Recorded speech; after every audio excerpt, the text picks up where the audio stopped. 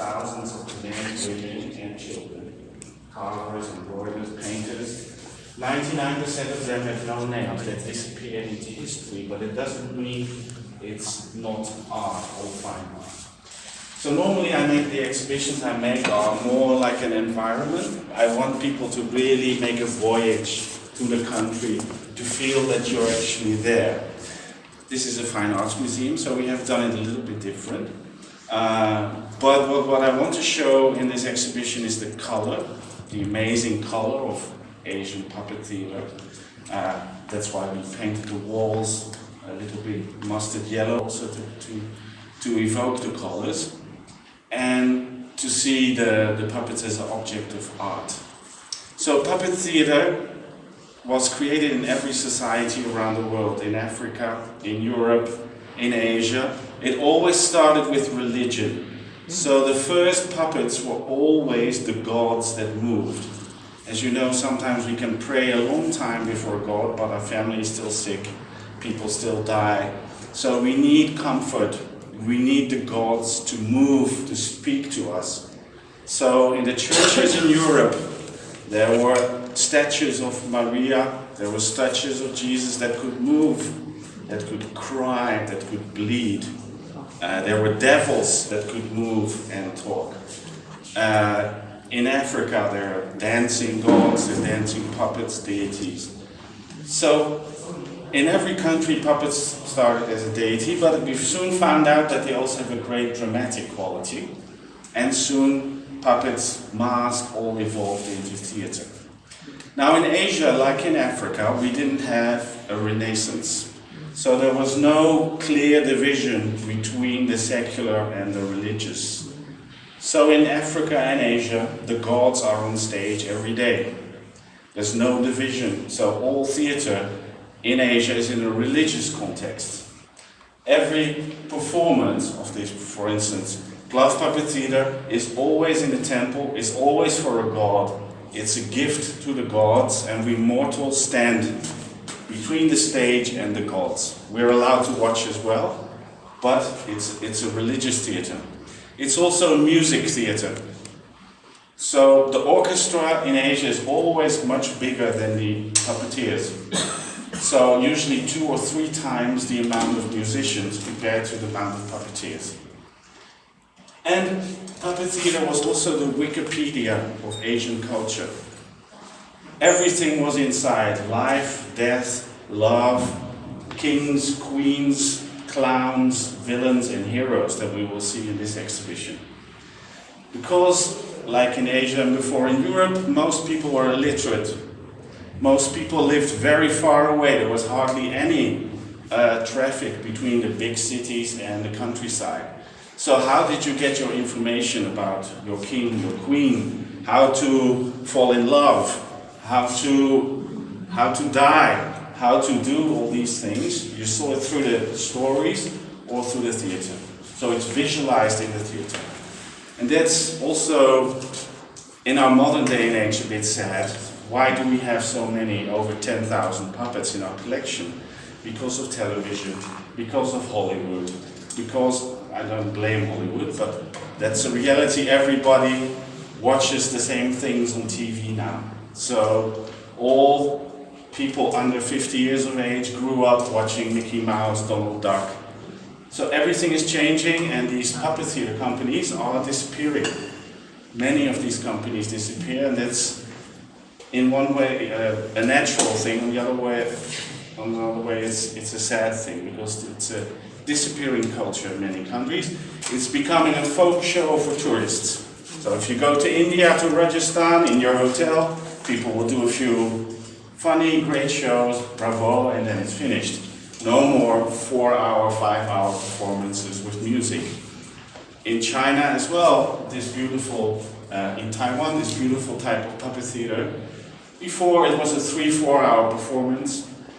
Nobody has the time or the patience to look at a show like that. Also, the stories are traditional stories, so doesn't really relate to our modern society. But we're going into exhibition now, and you'll see that there are some traditions, like in Thailand or in Taiwan, who are modernized. So there are anything like cars appear on stage, striptease, anything can be used. So some genres fossilize and some continue to develop. Now just about this small room here, this is a traditional stage from southern China from the 19th century. We're very lucky in our museum, we still have 5 of these stages. They're only used in Taiwan now. In China during the Cultural Revolution, all of these stages were burned and destroyed, and most puppets were destroyed. So what was left in Taiwan is preserved, and people still perform with these puppets. These are the smallest glove puppets in the world. A very detailed way of, the puppets are carved of camphor wood. Why camphor wood? You know mothballs, these little white balls you put. They are made of camphor wood because woodworm hates this type of wood. And a puppet head is very expensive, so you can keep it in a very tropical climate for a long time. A conservation problem is if it gets too dry, they crack because it's a tropical wood. So just the level of humidity in our museum is a very big problem because we have many different types of wood, leather, and just to get the right humidity is very, very important. When we have an exhibition, for instance, in Colorado in the United States, where the humidity is 30 to 40%, we need to have humidifiers to keep the space wet enough or humid enough. So these beautiful puppets, there were special people who made costumes, embroidery shops that made costumes for actors, big costumes. The cloth that was left was used to make puppet costumes. There's people who especially did the hairstyles, because it's real human hair, and very detailed hairstyles that you can see, for instance, for that puppet. And here we have a few of our string puppets. There are 4 countries in Asia that have a string puppet tradition. It's the oldest type of puppeteer in Asia. So in India, in one of the earliest notes is Sutradhara, which means the director, but the man who pulls the strings. And here we see a very nice collection. The 4 countries in Asia, the main traditions are India and China, but also in Sri Lanka and Burma we have a very well developed string puppet tradition. These strings can vary a lot, but normally there are 14 strings. There's some nice puppets. This is one of the oldest puppets in the exhibition, which is very rare because it was dated and the name of the carver is on it. So it's from the 1850s. The silk is very fragile, so we shouldn't exhibit it at all. But anyway, this is Kim's museum, so we have this puppet, and here we have some puppets from Burma. Sri Lanka, the largest string puppets in Asia. This is from West Bengal in India, and of course Rajasthan tradition. And the most important and now the most famous tradition in southern China is from Quanzhou. It's on the coast in Fujian. And this is the most elaborate Chinese tradition. So we're going inside the horse is from Burma. So the Burmese tradition is also fantastic with a huge orchestra, beautiful music. We're going inside, so there's, we brought too many things, so it's a little bit cramped inside. We're first going to have a look at the shadows. The shadow theater is the most original form of Asian theater. It developed in Asia, probably in India, into China and different Asian countries. It's the earliest television, flat screen and large screen. It's an amazing way of storytelling. In China, it developed, I think, to the highest and most sophisticated level. So I think we can all walk in and have a look at the shadows. Okay, so pay attention to the Thai shadows, because southern Thailand, there's a development of doing really modern shows with ninjas and anything goes.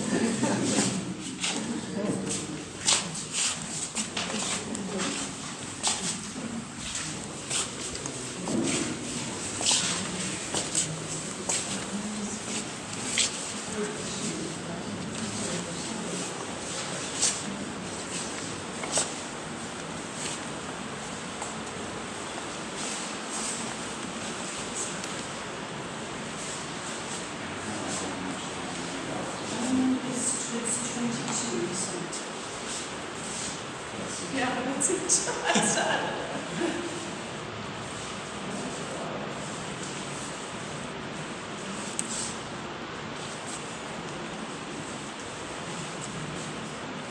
What is interesting in Asian puppet theater is like in the Western theater, the heroes are beautiful, the bad people are ugly, and the clowns are ugly. So that's a rather sad human condition that we love to make fun of people who are into it. Yes, people who are look like this, we think it's amazingly funny. So there's a lot of theory about it. Why do we make fun of people who are worse off than us? But it's a normal human thing, and you can find the clowns in these different puppets. They're either too fat, they have huge heads, they're really ugly, but at the same time they're very important because many gods in the Asian theater are children. All they are clowns because they speak the truth. So the god, our god of the theater in southern China and Taiwan is a young boy. The god of the theater in Vietnam is a young, funny boy who makes lots of jokes.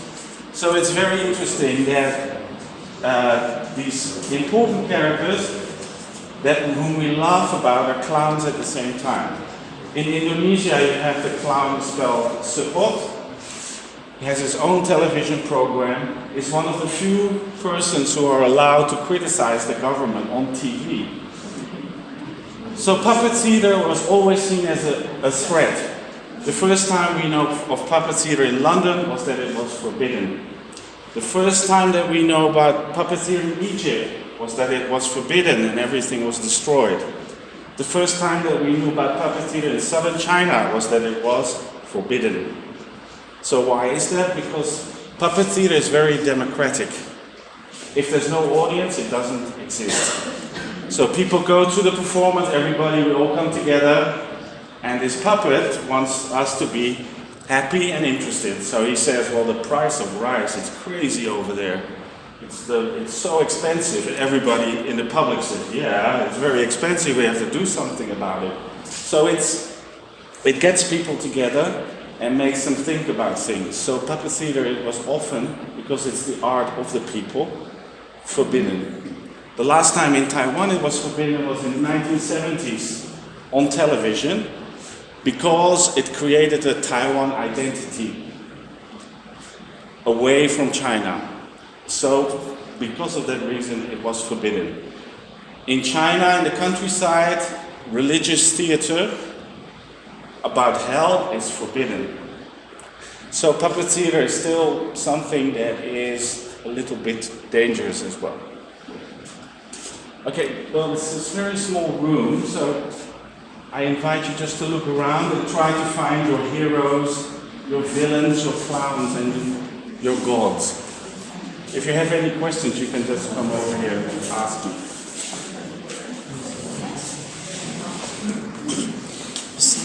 Besides the kind of puppetry being used in the special effects in the movies, what is the greatest level to develop reality? 等下到时候来驱动。